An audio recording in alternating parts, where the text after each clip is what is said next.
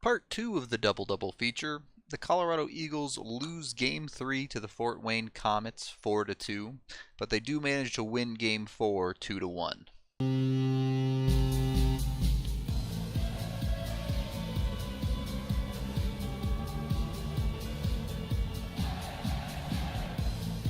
The Eagles just look like a significantly better team on the road. They have all playoffs long. I don't know why. It's just the way things have gone, and splitting these games ties the series at 2-2 at this point, so you're pretty happy with where you're at on the road. It started out decently. The first period was fairly even for both teams, which was a whole lot better than Game 2 at the very least, but at times you still felt like the Eagles had more to give. Of course, missing J.C. Bodan to injury, as well as Rattel and Verpass to the suspensions, definitely slowed the Eagles down quite a bit in this game offensively. Ultimately, the first period of Game 3 flew by pretty quickly. Shots ended up being 10-10, and both teams got about half of a power play each that neither capitalized on. It was a good starting point after a weak Game 2 for the Eagles, and they would build on that quickly in the second period. The second period of Game 3 was probably the best Eagles period of this series so far.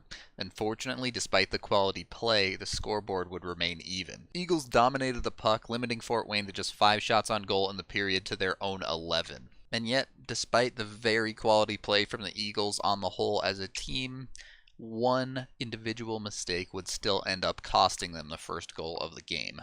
Close to halfway through the second, Cliff Watson's actually going to win the initial puck battle here, and then it's just going to roll right off of his stick, creating a bad turnover. You can see the forwards were already flying the zone here, so they get caught up high. That leads to basically a 3-on-1 situation down low. Norrish, there's no way he can cover both of these passing lanes at all. It eventually goes back to Garrett Thompson up high, who makes sure to finish it past Kanata.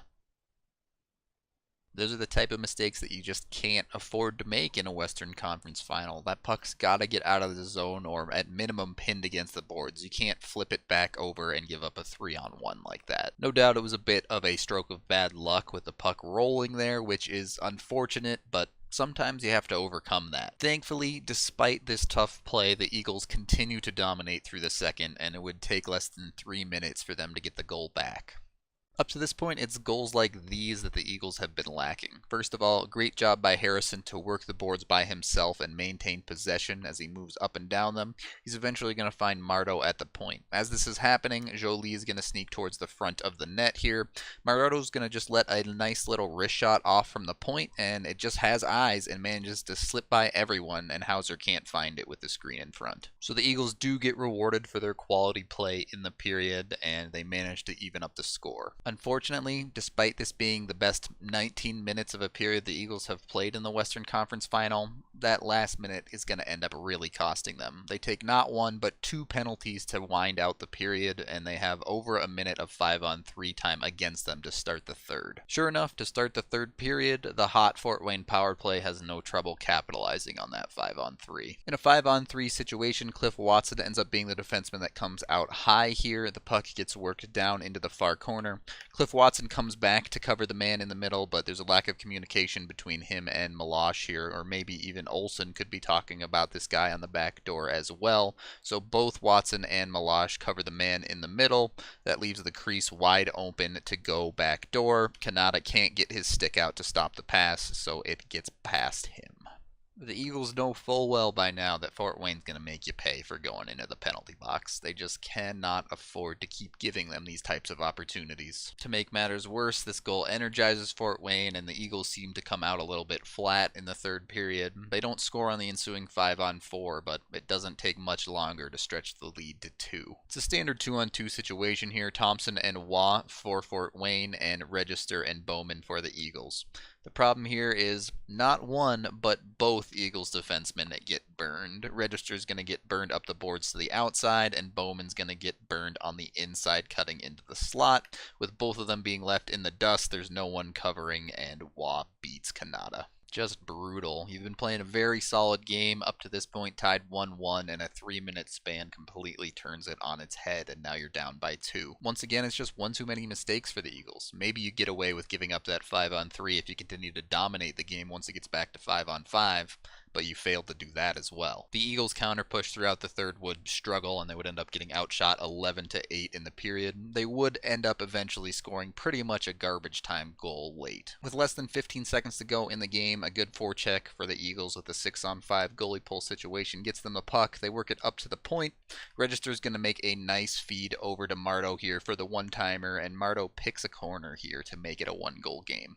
Unfortunately, immediately off the next face-off, they would dump it into the empty net to get your 4-2 final, so you really felt like the Eagles maybe could have done a little better if not for one 5-minute stretch at the end of the second and start of the third period in this one. The good news is, Marto does seem to be heating up. He got both the goals here in this one for the Eagles, and he also had a nice assist on the win in Game 1 on one of Jolie's goals, so getting some of that extra defensive scoring could go a long way for the Eagles to start taking over these games. The bad news is, for the first time in these playoffs, the Eagles now trail in a series, down 2-1 at this point. And while there were significantly more bright spots in Game 3 than there were in Game 2, it's really just the result on the scoreboard that matters at the end of the day. Game 4 is now not a must-win, but it's pretty close, and you have to win one of Game 4 or 5 to bring it back home. Thankfully, Michael Jolie would activate Superman mode once again in Game 4. For whatever reason, whether it's adjustments in between the games or just the Eagles finding their footing, they seemed way more comfortable in Game 4, playing much more their regular style. They found ways to open up the ice and really play that up and down game instead of the slow, grindy game that Fort Wayne has been trying to impose. The first period was wide open. They relied heavily on Joe Canada, but that's what they seem to do when they are at their best. It got off to a bit of a shaky start with the Eagles taking the first penalty of the game 2 minutes in, and you thought, oh boy, here we go again. But they managed to kill it off, and from there on did a good job of staying out of the box. A few minutes later, the Eagles get a power play of their own, and while their special team struggles would continue there, it would give them momentum, and they would pick up their first lead of the entire series in regulation. A save by Kanata at one end springs the Eagles into a 3-on-2 rush. Once again, it's Jake Marto jumping up into the offense, making the difference. Barron finds Marto as the third man in.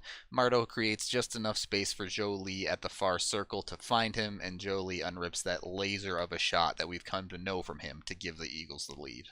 So it took nearly 9.5 periods of regulation hockey for the Eagles to have a lead during a game instead of just winning in overtime, but hey, they really need to win this game, so it's a good place to start. And for Jolie, it usually seems to come in bunches for him, so he gets one, why not get another one just a few minutes later? So while Jolie does end up getting this goal, this play is really all Matt Garbowski. Initially, Jolie fails to get through the neutral zone with possession of the puck here. When Fort Wayne tries to counter, Garbowski streaks in, picks up the puck, and gets the zone with speed. He beats his man on the outside immediately, creating a 2-on-1 situation with Jolie.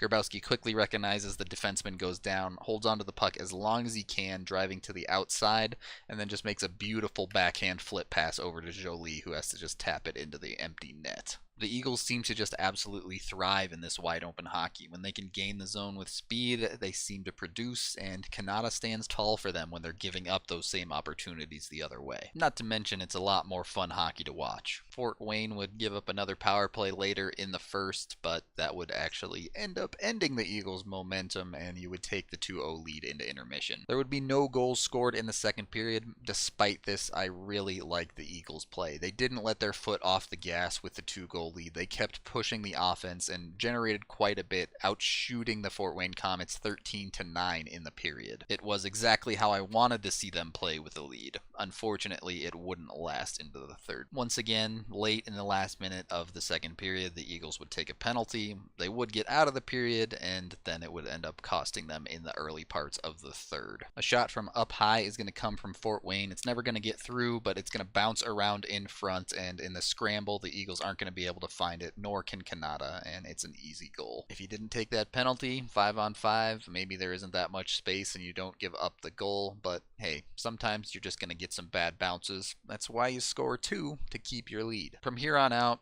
the Eagles clearly felt the pressure and knew how much they needed to win this game because they went full hardcore turtle. By the end of the third, shots would be 14-5 in Fort Wayne's favor for the period. Thankfully, Joe Kanata would be a monster for the Eagles in this third period and totally shut Fort Wayne down. In fact, by the halfway mark of the period, you could see just how frustrated Fort Wayne were, and it caused them to take a number of penalties. It was kind of a weird sight. The Eagles would get 3 power plays in the second half of this period, but they really didn't show that killer instinct at all to put this game away. They would just continue to play passively and turtle it out even when on the power play. Not ideal, and to be honest, I don't think it's a recipe for success long term, but somehow it worked in this one, and the Eagles managed to take the 2-1 win away to tie the series. So, some good things here. Obviously, you're still extremely happy with Michael Jolie as he continues to dominate offensively, but also we're starting to see some other characters get into the offensive play here. Mardo has consistently shown up, and now we're seeing guys like Garbowski get in on the action. A much better game on the whole, but it does seem like the Eagles have to remember how to play with a lead a little bit, especially late in games. You can't just quit playing offense. You need to keep your foot on their throat. Either way, it's a big win for the Eagles. You now guarantee the series will come back to Colorado, and you're just playing a best of 3 at this point, so